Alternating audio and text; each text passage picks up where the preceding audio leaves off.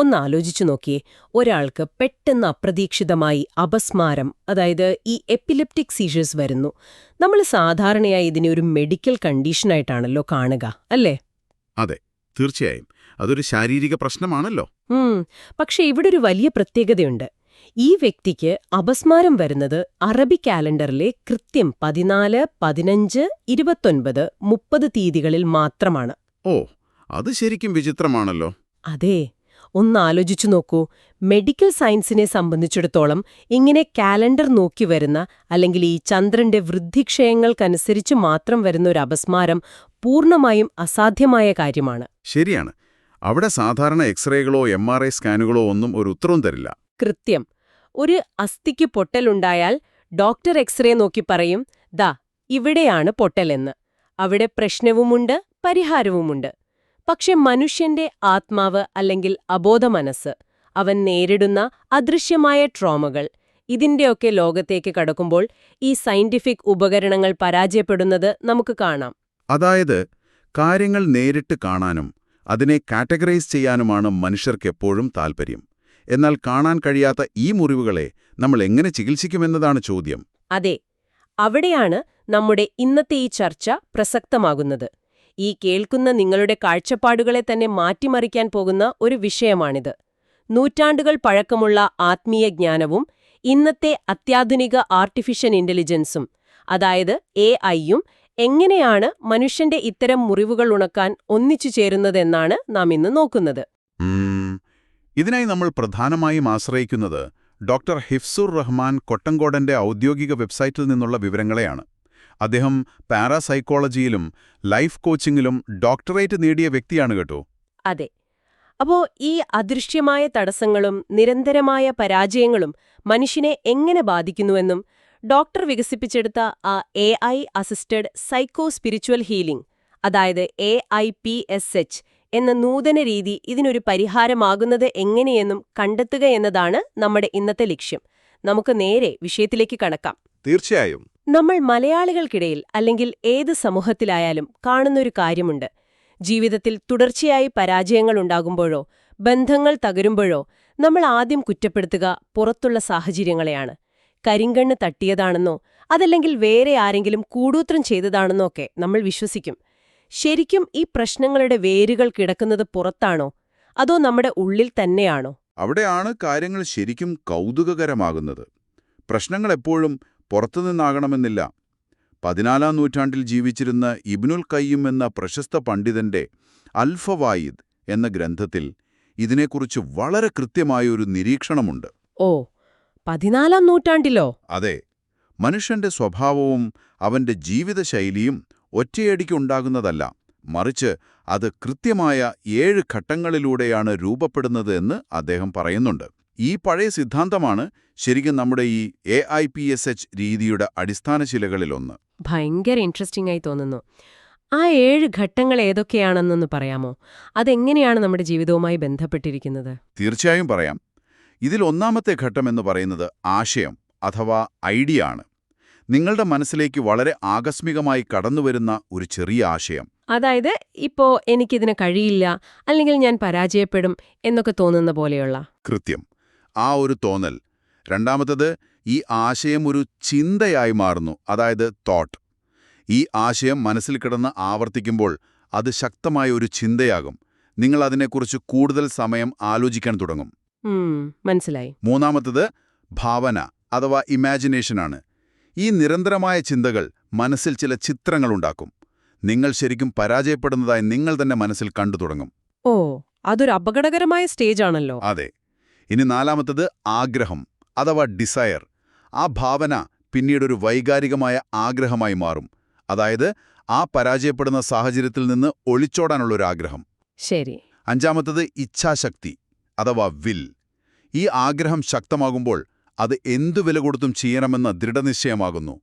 പിന്നെ ആറാമത്തത് പ്രവൃത്തി അഥവാ ആക്ഷൻ. നിങ്ങളുടെ ആ ഇച്ഛാശക്തി നിങ്ങളെ കർമ്മത്തിലേക്ക് നയിക്കുന്നു. നിങ്ങൾ ആ ജോലിയിൽ നിന്ന് അല്ലെങ്കിൽ ആ ബന്ധത്തിൽ നിന്ന് പിന്മാറുന്നു. എന്നിട്ട് അവസാനത്തെ ഘട്ടം, ഏറ്റവും ഒടുവിൽ 7-ാമത്തെ ഘട്ടം, ശീലം അഥവാ ഹാബിറ്റ്. ആവർത്തിച്ചുള്ള ഈ പ്രവൃത്തികൾ നിങ്ങളുടെ ശീലമായി, പിന്നീടത് നിങ്ങളുടെ സ്വഭാവമായി, ഒടുവിൽ നിങ്ങളുടെ വിധിയായി തന്നെ മാറുന്നു.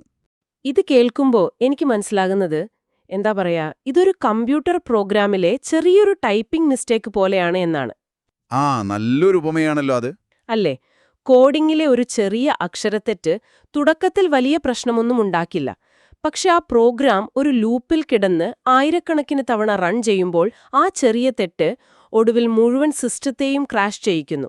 അതുപോലെ ഈ മനസ്സിലേക്ക് വരുന്ന ഒരു ചെറിയ നെഗറ്റീവ് ആശയം നമ്മുടെ ജീവിതത്തെ തന്നെ തകർക്കുന്ന ശീലമായി മാറുന്നത് നോക്കിയേ. വളരെ കൃത്യമാണ് ആ ഉപമ. നൂറ്റാണ്ടുകൾക്ക് മുൻപുള്ള ഈ നിരീക്ഷണം ഇന്നത്തെ ആധുനിക കൊഗ്നേറ്റീവ് ബിഹേവിയറൽ തെറാപ്പിയുമായി, അതായത് CBTയുമായി എത്രമാത്രം യോജിക്കുന്നു എന്നത് ശരിക്കും അതിശയകരമാണ്.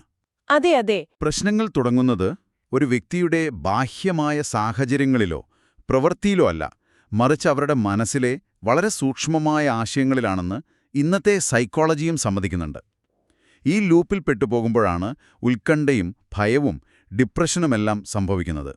നമ്മൾ ബാഹ്യശക്തികളെ പഴിചാരുമ്പോൾ യഥാർത്ഥത്തിൽ നമ്മുടെ ഉള്ളിലെ കോഡിങ്ങിലാണ് പ്രശ്നം നടക്കുന്നത്. ഓക്കെ.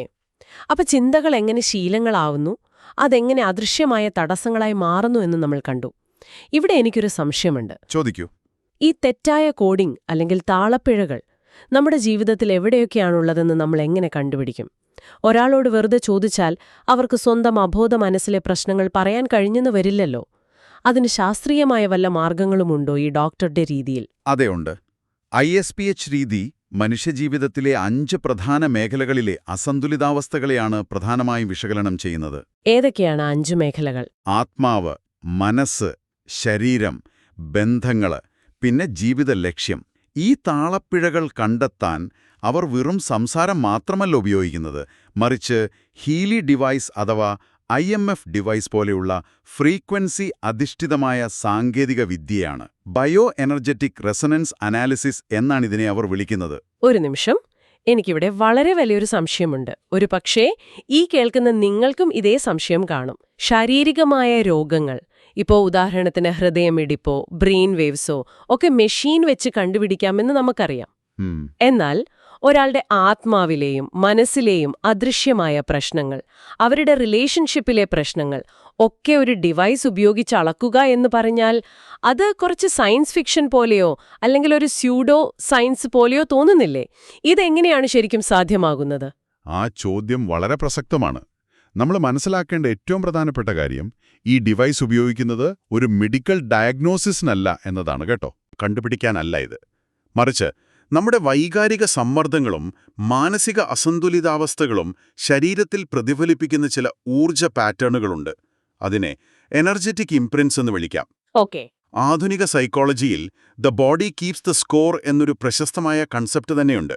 അതായത് നമ്മൾ മറക്കാൻ ശ്രമിക്കുന്ന ട്രോമകളും സ്ട്രെസ്സും നമ്മുടെ നാഡീവ്യൂഹത്തിൽ വളരെ സൂക്ഷ്മമായ ഫ്രീക്വൻസികളായി സ്റ്റോർ ചെയ്യപ്പെടുന്നുണ്ട്. ഈ സ്ട്രെസ് ലെവലുകളെ വായിച്ചെടുക്കാനാണ് ഇത്തരം ഡിവൈസുകൾ ഉപയോഗിക്കുന്നത്. മനസ്സിലായി. മനുഷ്യന്റെ ശരീരവും മനസ്സും തമ്മിൽ വലിയൊരു ബന്ധമുണ്ട്. മനസ്സിലുണ്ടാകുന്ന വളരെ ചെറിയൊരു വൈകാരിക ബ്ലോക്ക് ശരീരത്തിന്റെ ഊർജ്ജനിലയെ ബാധിക്കും. ആ സിഗ്നലുകളെ ഒരു ഡാറ്റയായി മാറ്റുക എന്നതാണ് ഈ ഡിവൈസിന്റെ ലക്ഷ്യം. അപ്പോ ഇതിനെ നമുക്കൊരു ഇൻഫ്രാറെഡ് തെർമൽ ക്യാമറയോട് ഉപമിക്കാം, അല്ലേ? ഒരു തെർമൽ ക്യാമറ ഉപയോഗിച്ച് നോക്കുമ്പോൾ നമ്മൾ നേരിട്ട് ചൂട് എന്ന സാധനത്തെ കാണുന്നില്ല. അതെ അതെ. മറിച്ച് ആ ഊർജത്തിന്റെ സാന്നിധ്യം സ്ക്രീനിൽ നിറങ്ങളുടെ പാറ്റേണുകളായി നമുക്ക് കാണാൻ കഴിയുന്നു. അതുപോലെ നമ്മുടെ സിസ്റ്റത്തിലെ വൈകാരികമായ ബ്ലോക്കുകൾ എവിടെയാണെന്ന് ഈ ബയോ എനർജറ്റിക് ഡിവൈസ് കാണിച്ചു തരുന്നു. ഇതൊരു ഫിസിക്കൽ എക്സ്റേ അല്ല, ശരിക്കും ഒരു എനർജറ്റിക് മാപ്പിംഗ് ആണ്. കൃത്യമായി പറഞ്ഞാൽ അങ്ങനെ തന്നെ. ഇത് നിങ്ങളുടെ ശരീരത്തിന്റെ ഊർജ പാറ്റേണുകളെയും ഫ്രീക്വൻസികളെയും അനലൈസ് ചെയ്ത് നിങ്ങളുടെ അബോധ മനസ്സിൽ എവിടെയാണ് പ്രശ്നം എന്ന് ചൂണ്ടിക്കാണിക്കുന്ന ഒരു കോമ്പസായിട്ടാണ് പ്രവർത്തിക്കുന്നത്. ശരി. അപ്പോ പ്രശ്നം എവിടെയാണെന്ന് നമ്മൾ കണ്ടുപിടിച്ചു, ഡിവൈസ് വഴി ഡേറ്റ കിട്ടി. ഇനി ഇതിൽ ആർട്ടിഫിഷ്യൽ ഇന്റലിജൻസിന്, അതായത് ഈ AIക്ക് എന്താണ് ചെയ്യാൻ കഴിയുക? ഡാറ്റ കിട്ടിയാൽ പിന്നെ ഒരു തെറാപ്പിസ്റ്റിന് കൗൺസിലിംഗ് കൊടുത്താൽ പോരെ? നമ്മൾ ഈ AI എന്ന് കേൾക്കുമ്പോൾ മനസ്സിൽ വരുന്നത് ChatGPTയോ കോഡിങ്ങോ ഒക്കെ ആണല്ലോ. ഒരു കമ്പ്യൂട്ടർ അൽഗോരിതത്തിന് എങ്ങനെയാണ് ഒരു മനുഷ്യന്റെ ആത്മീയവും മാനസികവുമായ മുറിവുകൾ ഉണക്കാൻ കഴിയുക? ഒരു റോബോട്ടിക് തെറാപ്പിസ്റ്റ് എന്ന് പറയുമ്പോൾ ഭയങ്കര യാന്ത്രികമായി തോന്നുന്നില്ലേ? അവിടെയാണ് ഈ AISHL എന്ന ചികിത്സാരീതിയുടെ ഏറ്റവും വലിയ പ്രത്യേകത കിടക്കുന്നത്. AI ഇവിടെ ഒരിക്കലും ഒരു മനുഷ്യന് പകരക്കാരനല്ല. നിങ്ങളുടെ തെറാപ്പിസ്റ്റ് ഒരു റോബോട്ടല്ല കേട്ടോ. സമാധാനം. മറിച്ച് ഡോക്ടറെ സഹായിക്കുന്ന വളരെ കൃത്യതയുള്ള ഒരു ടൂളാണ് AI. ഡിവൈസിൽ നിന്നുള്ള ഡേറ്റയും ക്ലയന്റുമായുള്ള സംസാരിക്കുമ്പോൾ ലഭിക്കുന്ന വിവരങ്ങളും സമന്വയിപ്പിച്ച് AI പ്രധാനമായും 3 കാര്യങ്ങൾ നിർമ്മിക്കുന്നുണ്ട്. 3 കാര്യങ്ങളോ? എന്തൊക്കെയാണത്? ഇതെല്ലാം കസ്റ്റമൈസ്ഡ് ആണോ? അതെ, പൂർണ്ണമായും കസ്റ്റമൈസ്ഡ് ആണ്. ഇതിൽ ഒന്നാമത്തെ കാര്യം ഹീലിംഗ് വിഷൻ കാർഡുകളാണ്. നമ്മൾ നേരത്തെ ഇബ്നുൽ ഖയ്യിം പറഞ്ഞ 3ാമത്തെ ഘട്ടം ഓർമ്മയില്ലേ? ഭാവന അഥവാ ഇമാജിനേഷൻ. കൃത്യം. ട്രോമ അനുഭവിച്ച പലർക്കും വാചകങ്ങളേക്കാൾ വേഗത്തിൽ ചിത്രങ്ങളോടാണ് അവരുടെ അബോധ മനസ്സ് പ്രതികരിക്കുക. എപ്പോഴും നെഗറ്റീവ് കാര്യങ്ങൾ ഭാവനയിൽ കാണുന്നവർക്ക് അവരുടെ ആഴത്തിലുള്ള ഭയങ്ങളെ മാറ്റിയെഴുതാൻ കഴിയുന്ന തരത്തിലുള്ള പോസിറ്റീവ് സിംബലുകൾ അടങ്ങിയ ചിത്രങ്ങൾ AI ഉപയോഗിച്ച് ജനറേറ്റ് ചെയ്യുന്നു. അതായത് വെറുതെ ഗൂഗിളിൽ നിന്ന് ഡൗൺലോഡ് ചെയ്യുന്ന പടങ്ങളല്ല, അവരുടെ കോഡിംഗിലെ എറർ മാറ്റാൻ വേണ്ടി മാത്രം ഡിസൈൻ ചെയ്ത വിഷ്വലുകൾ. അതെ, അവർക്ക് വേണ്ടി മാത്രം ഉണ്ടാക്കുന്നതാണ്. ഇനി രണ്ടാമത്തേത് വ്യക്തിഗത അഫർമേഷനുകൾ. നമ്മൾ സാധാരണ കാണുന്ന ഞാൻ സന്തുഷ്ടനാണ് എന്നൊക്കെയുള്ള ജനറിക്കായ മോട്ടിവേഷൻ വാചകങ്ങളല്ല ഇത്. ഒരു വ്യക്തിയുടെ കൊഗ്നിറ്റീവ് പാറ്റേൺ മനസ്സിലാക്കി ഇബ്നുൽ ഖയ്യിം പറഞ്ഞ രണ്ടാമത്തെ ഘട്ടമായ ആ ചിന്തകളെ തിരുത്തിയെഴുതാൻ ആവശ്യമായ വളരെ സ്പെസിഫിക്കായ വാചകങ്ങൾ AI തയ്യാറാക്കുന്നു. കൊള്ളാവല്ല. അപ്പൊ 3ാമത്തെ കാര്യമോ? മൂന്നാമത്തേത് റിഫ്ലക്റ്റീവ് ഇൻസൈറ്റ് റിപ്പോർട്ടുകളാണ്. ഒരു വ്യക്തിയുടെ പെരുമാറ്റത്തിലെ പാറ്റേണുകൾ, അവർ പോലും അറിയാതെ അവർ ആവർത്തിക്കുന്ന തെറ്റുകൾ എന്നിവ AI അനലൈസ് ചെയ്ത് ഒരു റിപ്പോർട്ടാക്കുന്നു. ഒരാൾക്ക് സ്വന്തം പ്രശ്നങ്ങളെ കൃത്യമായി മനസ്സിലാക്കാൻ ഇത് വലിയൊരു വഴികാട്ടിയാണ്. ഇത് ശരിക്കും പോസിറ്റീവ് സൈക്കോളജിയുടെ വളരെ പ്രാക്ടിക്കലായ ഒരു പ്രയോഗമാണെന്ന് തന്നെ പറയാം. ഒരാളുടെ മൈക്രോ ഫ്രീക്വൻസി വിവരങ്ങളും സൈക്കോളജിക്കൽ വിവരങ്ങളും വെച്ച് അയാൾക്ക് മാത്രം ആവശ്യമുള്ളൊരു മരുന്ന് വളരെ കൃത്യതയോടെ തയ്യാറാക്കുന്നത് പോലെയാണിത്. തീർച്ചയായും. മനുഷ്യനായ ഒരു തെറാപ്പിസ്റ്റിന് ഒരുപക്ഷെ ഇത്രയും ഡേറ്റ ഒരേ സമയം പ്രോസസ്സ് ചെയ്യാൻ കഴിഞ്ഞെന്ന് വരില്ല. അവിടെയാണ് ആ AIയുടെ പവർ ഉപയോഗിക്കുന്നത്, അല്ലേ? അതെ, AIയുടെ അനലിറ്റിക്കൽ കൃത്യതയും ഡോക്ടറുടെ ക്ലിനിക്കൽ അനുഭവസമ്പത്തും കൗൺസിലിങ്ങിലൂടെ ലഭിക്കുന്ന ആ മാനുഷികമായ കരുതലും കൂടി ചേരുമ്പോഴാണ് അവിടെ ശരിക്കും വലിയ മാറ്റങ്ങളുണ്ടാവുന്നത്. എല്ലാം വളരെ ലോജിക്കലായി എനിക്ക് തോന്നുന്നുണ്ട്. അബോധ മനസ്സിലെ പ്രശ്നങ്ങളെ ഡേറ്റ ആക്കുന്നു, ആ ഡേറ്റ വെച്ച് AI പരിഹാരങ്ങൾ ഉണ്ടാക്കുന്നു. പക്ഷെ എന്റെ ചോദ്യം ഇതാണ്, യഥാർത്ഥ ജീവിതത്തിൽ ഇതെങ്ങനെ പ്രവർത്തിക്കുന്നു? ഈ രീതി എത്രത്തോളം ആധികാരികമാണ്? കാരണം നമ്മൾ ഈ വിഷയകലനത്തിൽ തുടക്കത്തിൽ പറഞ്ഞൊരു അപസ്മാരത്തിന്റെ കേസുണ്ടല്ലോ, ആ കാലണ്ടർ നോക്കി വരുന്ന അപസ്മാരം, അതെങ്ങനെയാണ് ഈ സിസ്റ്റം വെച്ച് സോൾവ് ചെയ്തതെന്ന് പറയാമോ? തീർച്ചയായും. റിസൾട്ടുകളാണല്ലോ നമുക്ക് ഏറ്റവും പ്രധാനം. വെബ്സൈറ്റിൽ പങ്കുവച്ചിട്ടുള്ള യഥാർത്ഥ ക്ലയന്റുകളുടെ അനുഭവങ്ങൾ പരിശോധിച്ചാൽ ഇതിന്റെ പ്രവർത്തന രീതി കൃത്യമായി മനസ്സിലാക്കാം. നമ്മൾ തുടക്കത്തിൽ പറഞ്ഞ ആ വ്യക്തിക്ക് അപസ്മാരം വന്നിരുന്നത് കൃത്യമായി അറബി കാലണ്ടറിലെ 14, 15, 29, 30 തീയതികളിലായിരുന്നല്ലോ. മെഡിക്കൽ സയൻസിന് പിടികിട്ടാത്തതിന്റെ കാരണം കിടന്നിരുന്നത് ആ വ്യക്തിയുടെ സൈക്കോസ്പിരിച്വൽ തലത്തിലായിരുന്നു. എന്തെങ്കിലും അബോധപൂർവമായ ഭയങ്ങളോ അല്ലെങ്കിൽ ചില പ്രത്യേക ദിവസങ്ങളുമായി ബന്ധപ്പെട്ട മാനസികമായ ബ്ലോക്കുകളോ ആകാം അതിന് കാരണം. ബയോ എനർജറ്റിക് അനാലിസിസിലൂടെ അവരുടെ ഊർജ്ജ പാറ്റേണിലെ ഈ കൃത്യമായ താളപ്പിഴകൾ അവർ കണ്ടെത്തി. എന്നിട്ട് ആ ഹീലിംഗ് കാർഡുകളും അഫർമേഷനുകളും വഴി ആ ലൂപ്പ് അവർ ബ്രേക്ക് ചെയ്തു. ആ വ്യക്തിക്ക് ഈ ചികിത്സാ രീതിയിലൂടെ പൂർണ്ണമായ ആശ്വാസം ലഭിച്ചു എന്ന് അവരുടെ സഹോദരി നൽകിയ സാക്ഷ്യപ്പെടുത്തൽ വെബ്സൈറ്റിൽ കാണാൻ കഴിയും. വാവ്, അത് ശരിക്കും അവിശ്വസനീയമാണ്. ശാരീരികമായി കാണപ്പെടുന്ന ഒരു രോഗത്തിന്റെ വേരുകൾ കിടക്കുന്നത് പൂർണ്ണമായും മാനസികവും ഊർജ്ജപരവുമായ തലത്തിലായിരുന്നു എന്നർത്ഥം. അവിടെയാണ് ഈ കോമ്പിനേഷൻ വർക്ക് ചെയ്തത്. വേറെയും ഉദാഹരണങ്ങൾ അതിൽ പറയുന്നുണ്ടോ? ഉണ്ട്. മറ്റൊരനുഭവം എന്നത് വളരെ ഇമോഷണലായ ഒന്നാണ്. ഭർത്താവിന്റെ വഞ്ചന മൂലം മാനസികമായി പൂർണ്ണമായും തകർന്ന ഒരു സ്ത്രീയുടെ കേസ് അതിലുണ്ട്. താൻ വഞ്ചിക്കപ്പെട്ടു എന്ന ചിന്ത അവരെ കടുത്ത ഡിപ്രഷനിലേക്ക് നയിച്ചു. കഷ്ടം തന്നെ. സ്വന്തം കുട്ടികളുടെ ഭാവിയെ ഓർത്തു ഭയന്ന് ആത്മവിശ്വാസം പൂർണ്ണമായും നഷ്ടപ്പെട്ട ആ സ്ത്രീ, നിങ്ങൾ ആലോചിക്കണം, ഓസ്ട്രേലിയയിൽ നിന്നുപോലും ഇന്ത്യയിൽ വന്ന് ഈ ചികിത്സ തേടി. അവർക്ക് നഷ്ടപ്പെട്ടത് സ്വന്തം വിലയെക്കുറിച്ചുള്ള ബോധ്യമായിരുന്നു. ആ ഒരു അസന്തുലിതാവസ്ഥ കണ്ടെത്തി AI വഴി തയ്യാറാക്കിയ വിഷ്വലുകളും പോസിറ്റീവ് സൈക്കോളജിയും ഉപയോഗിച്ച് അവരുടെ മൈൻഡ് സെറ്റ് പൂർണ്ണമായും റീപ്രോഗ്രാം ചെയ്യാൻ ഈ രീതിക്ക് കഴിഞ്ഞു. ഇന്നവർ ഒരു പുതിയ ജീവിതം നയിക്കുന്നുണ്ട്. പല ഡോക്ടർമാരും എല്ലാം പരിശോധിച്ചിട്ട് ഒരു കുഴപ്പവുമില്ല, നിങ്ങൾക്ക് യാതൊരു അസുഖവുമില്ല എന്ന് പറഞ്ഞിട്ടും ഉള്ളിൽ വലിയ വേദന അനുഭവിക്കുന്ന ഒരുപാട് ആളുകൾ നമുക്ക് ചുറ്റുമുണ്ട്. ഉറങ്ങാൻ കഴിയാത്തവർ, അകാരണമായ ഭയം അനുഭവിക്കുന്നവർ, ഇത് അത്തരം ആളുകൾക്കൊരു വലിയ പ്രതീക്ഷയാണല്ലേ നൽകുന്നത്. അതെ, വലിയൊരു പ്രതീക്ഷ തന്നെയാണ്. എന്നാൽ ഇതൊരു മാജിക് പോലെ തോന്നാതിരിക്കാൻ ഇതിന്റെ സയന്റിഫിക്കായ ബാക്ക്ഗ്രൗണ്ട് കൂടി നമ്മൾ അറിഞ്ഞിരിക്കേണ്ടതുണ്ട്. തീർച്ചയായും ഇതൊരു മാജിക്കോ അത്ഭുത രോഗശാന്തിയോ ഒന്നുമല്ല കേട്ടോ. Applied psychology, Islamic psychology, clinical parapsychology, പിന്നെ പോസിറ്റീവ് സൈക്കോളജി, ഇതിൻ്റെയൊക്കെ വളരെ സ്ട്രക്ചേർഡായ ഒരു സംയോജനമാണ് ഇതിൻ്റെ വിജയരഹസ്യം. ആത്മീയതയും ശാസ്ത്രവും ഇവിടെ ശരിക്ക് കൈകോർക്കുകയാണ്. ഇതിന്റെ ആധികാരികതയെക്കുറിച്ച് പറയുകയാണെങ്കിൽ ഡോക്ടർ ഹിഫ്സുൽ റഹ്മാന്റെ യോഗ്യതകൾ നമ്മൾ എടുത്തു പറയേണ്ടതാണ്. അദ്ദേഹം പാരാസൈക്കോളജിയിലും ലൈഫ് കോച്ചിങ്ങിലും ഡോക്ടറേറ്റ് നേടിയ വ്യക്തിയാണ്. കൂടാതെ സർട്ടിഫൈഡായ ഒരു ക്ലിനിക്കൽ പാരാസൈക്കോളജിസ്റ്റും ഹോളിസ്റ്റിക് ലൈഫ് കോച്ചുമാണ്. ഇത് വെറുതെ ഒരാളുടെ തോന്നലുകളുടെ പുറത്ത് ചെയ്യുന്നൊരു പരീക്ഷണമല്ല, മറിച്ച് വളരെ ശാസ്ത്രീയവും ആത്മീയവുമായ വ്യക്തമായ അടിത്തറയുള്ളൊരു ക്ലിനിക്കൽ പ്രാക്ടീസാണ്. അതെ, ആ ഒരു പ്രൊഫഷണൽ ബാക്ക്ഗ്രൗണ്ടും അവരുപയോഗിക്കുന്ന ടൂളുകളും തീർച്ചയായും ഇതിനെ വിശ്വാസ്യത വർദ്ധിപ്പിക്കുന്നുണ്ട്.